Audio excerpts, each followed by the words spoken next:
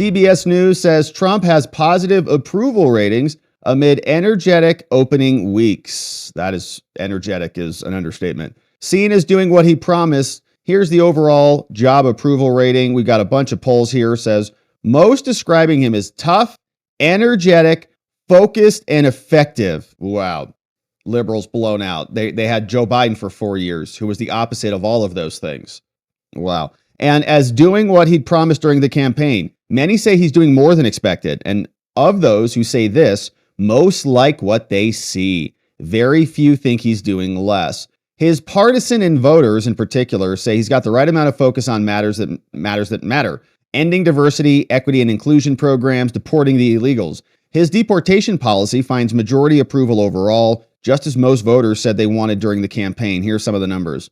What do you describe Trump as? Tough, energetic, focused, and effective. Woo, those are good adjectives. During the 2024 campaign, voters picked many of these labels. Now, large majorities say he's doing what he said he would do, whether they approve of him or not. Here's a poll, 70-30. What he promised in the campaign versus different from what is promised. Yeah, he's doing everything he said he would do, and he'd do it quickly. Including Elon, including fraud, including efficiency and all the things. 53% approve. And again, this is from CBS. We know how much they hate Trump. Margaret, what's her name? Margaret Brennan. That was the one that JD said, I really don't care, Margaret. They can't stand Trump. And I've got a clip of her coming up. During the campaign, most voters, and overwhelmingly Trump supporters, voted the idea of mass deportation. So today's approval is in alignment with that. Look at those numbers. 59% to 41%. And we know that their polls are crap because they can't measure hardly anything. They're just directional. It's something to play with. Sending troops to the border, 64% approve to 36% who disapprove. Large detention centers while determining who should be deported, 50-50 on that, 52% oppose, which is strange. What do you want us to do with these people? Just parachute them off into Mexico, which is an option. Trump's handling of Israel-Hamas. Overwater on that. U.S. trying to take over Gaza would be a bad idea. I think generally people agree with that. Now, prices and tariffs. Trump's focus on lowering prices is not enough yet, which it's amazing. It's been 3 weeks. Give him a chance, for crying out loud. New tariffs on goods. People favor tariffs. Look at that on China. Oppose them on Mexico. Oppose them on Europe. Oppose them on Canada. Well, we'll see what happens. DOGE, Elon, influence over government operations should be some or a lot. So about even on those numbers. Not much or none. A lot of people say none. Elon Musk and DOGE and their influence. They're taking over a government entity.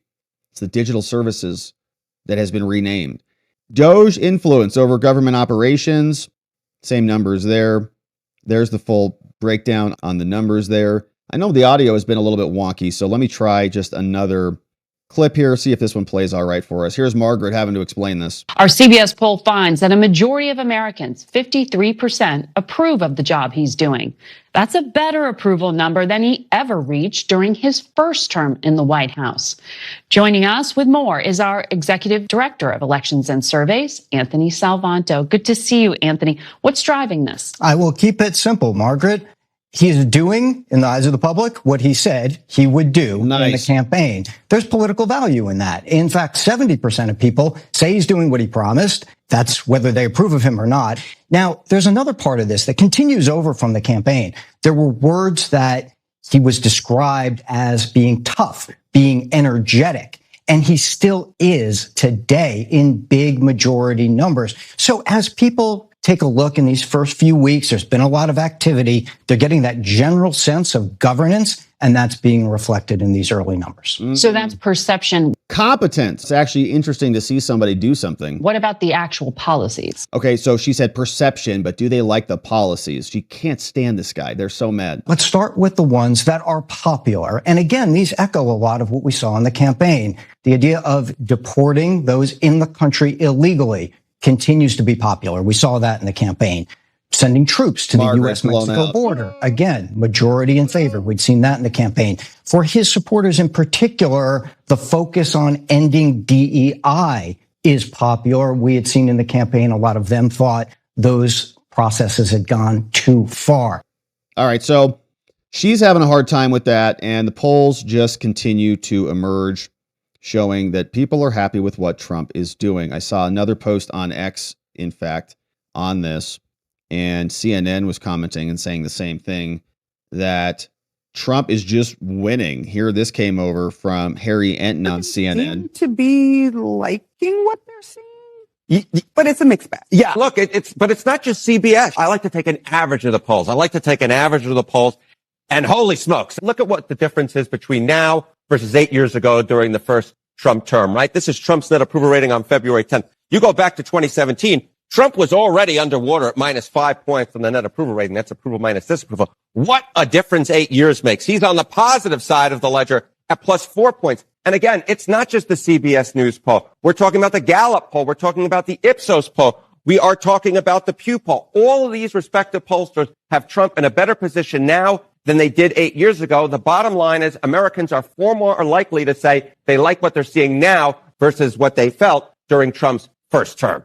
Okay, so how rare is this? Are you going to show us where we're at now and how rare it is at this number? Yeah, so I want you to take a look at this plus sign, right? Compare that to the negative sign. Being on the plus side of the ledger, right? In positive net approval territory, a positive net approval rating for Donald Trump. Again, whoa, entire first term, just 11 days, Donald Trump had a net positive approval rating. Compare that to the second term just so far. Every single day of Trump's second term so far, he has been on the positive side of the ledger. 21 days, all 3 weeks. That's already 10 more days than he was in his entire first term. And we're just warming up, baby. Wait until we get some additional progress. It's been 3 weeks. We're coming up on the 4th week. So we're pretty excited about the progress that's being made, but we haven't even had time to really enjoy the benefits. It's like people just got, we haven't seen any actual impact yet in terms of stuff that trickles down to the rest of the economy. We're still firing people right now. And it's just going to get better from here, I think. So again, this is just another sign that Americans are far more likely to like what they're seeing in his second term than they were during his first term. He also won the popular vote in his second term, so it stands to reason that there would be more people that would approve of some of what he's doing. Is there something? Yeah, and there's an inverse relationship. It's like people are waking up and learning that the media was lying to them. Could you imagine what his actual approval ratings would be if the media was honest? If they didn't come out and Elon's going to steal your social security number for some reason and do something with it. What? Like, we can't trust Elon. We know his name.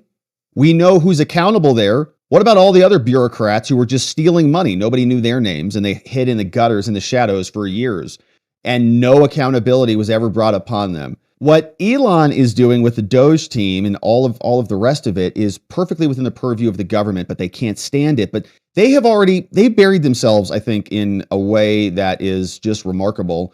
They have been the boy who cries wolf, right? Chicken Little, the sky is falling, the sky is falling, the sky is falling. They did that constantly back during the campaign in 2024. The sky is falling, the sky is falling. And democracy, we're all going to die. Okay, nobody believed him. They voted for Trump in overwhelmingly. He won all the swing states. And now they're doing that same shtick again. The sky is falling, the sky is falling. Trump's going to steal your private data. What? What private data? Everybody, like TikTok, you mean? Everybody's got our private data, and that's what they're concerned about. Elon is going to come and commandeer this for Tesla or something like that. What does that even mean? I don't know. But they're just crying and hysterical because that's basically their only operating mode. They have a difficult time having a reasonable, rational conversation about this. They go into hysterical land, drama queen central. Every day, Chris Murphy's out here. Democracy. We're going to lose everything. We're going to die. We're all going to die. Why? Because we're cutting some spending? That's it? You people are nuts. That Americans say about why it is that they like him now more than they did back in the first term? I think one of the things that's so important for politicians is for folks to believe what they're saying and that they're keeping their campaign promises. So I think this gives you a pretty gosh darn good idea of what may be going on. Trump's doing what he promised to do. You go back to April of 2017, it was just 46% of all Americans who said that Trump was doing what he promised to do. Compare that now to February of 2025. There was a good show that was on during the 1990s called A Different World. That is what's going on right now. We're living in a different world. 70% of Americans say Trump is doing what he promised to do. Again, compare that to April of 2017 when it's just 46%. When Americans are 24 points more likely to say that you're doing what you promised to do, it's no wonder that your net approval rating is much more likely to be on the positive side of the ledger than on the negative side. And so far, what we're seeing, again, is Americans, 21 days so far versus just 11 days during his entire first term, that Trump has a positive net approval rating. Quite a different world. Yeah, amazing. So really good developments there. And I think as long as these numbers are trending in favor of Trump, right, he's going to have the legitimacy to keep this stuff going on. Even the judges are going to have to start recognizing that they are the judges are trying to steamroll a steamroller. And one side has the will of the American people at their back, the other does not. So good updates there from Harry. And what is happening on the other side is people like Joe and Mika Brzezinski. They're bringing on George Conway to help them cope through this. And here, I thought George Conway was coming out on this one, but maybe not. Let's listen to some of Joe. We're going to show you a list of presidential actions that were enjoined, stopped, overturned during the Biden administration.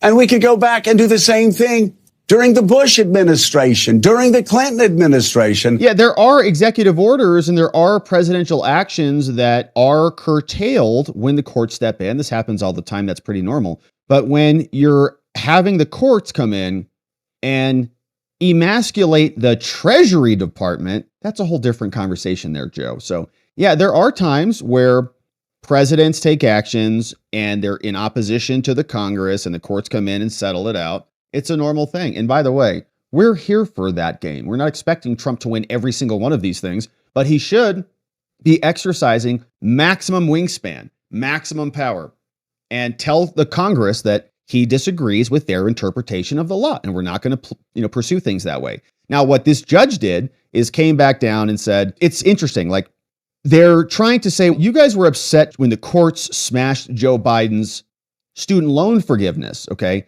And that student loan forgiveness was a usurpation of the congressional will by granting a new benefit, which was creating a purse, right? Creating new money to get rid of student loans.